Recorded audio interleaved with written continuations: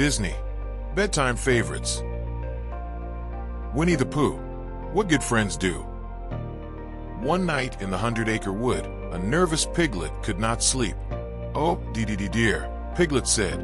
"I better just stay here until morning, keeping watch for heffalumps, woozles, and all creatures that come out at night." The next morning, Pooh knocked on Piglet's door, but there was no answer. Ever curious, Pooh opened the door and stepped inside. He found his friend shivering beneath the covers. "Oh, bother," said Pooh. "What's the matter, Piglet?" "Don't you hear it, Pooh?" asked Piglet. "I do hear it," said Pooh, "and it sounds lovely to me." All Pooh could hear was the birds. "Not the birds, Pooh," said Piglet. "It's the woozles and the heffalumps that set traps inside my house." "I don't see anyone in here except you and me, Piglet," said Pooh. "How can that be?" asked Piglet. "I'm sure they are here. Those creatures kept me up all night." "Perhaps you were dreaming," said Pooh. "Let's look around to make sure they're not here." "What's that whooshing and whistling?" cried Piglet. "It's the wind blowing through your curtains," Pooh said. "Are you sure?" asked Piglet. "It sounds rather woozleish to me."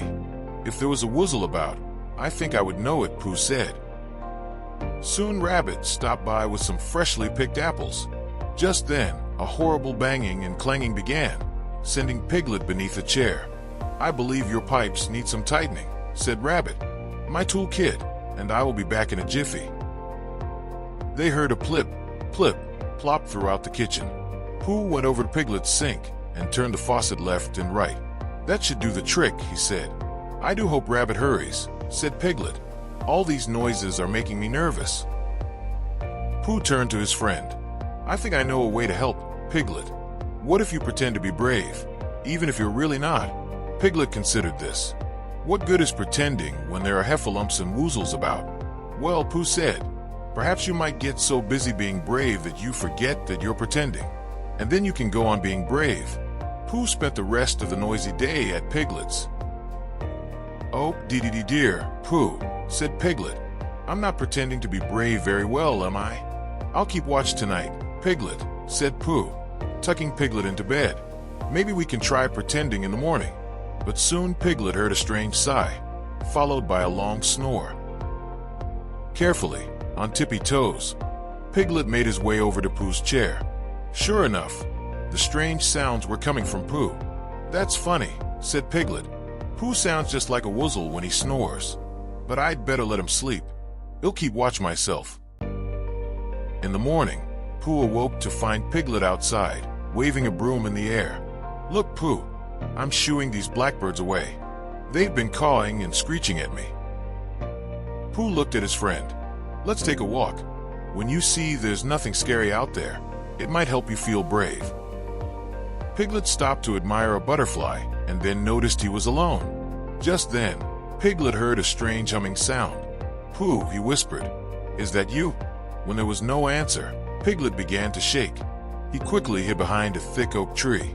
"Be brave, be brave, be brave," Piglet said to himself again and again.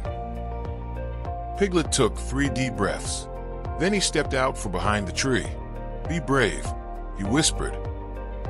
Piglet walked on bravely, looking for Pooh.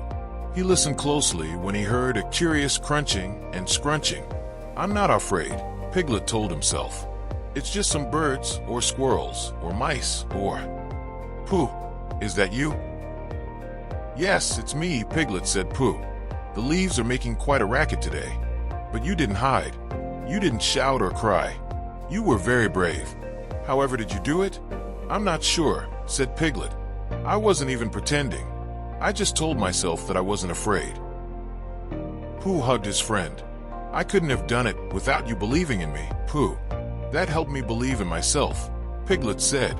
"Well," said Pooh, "that's just what good friends do."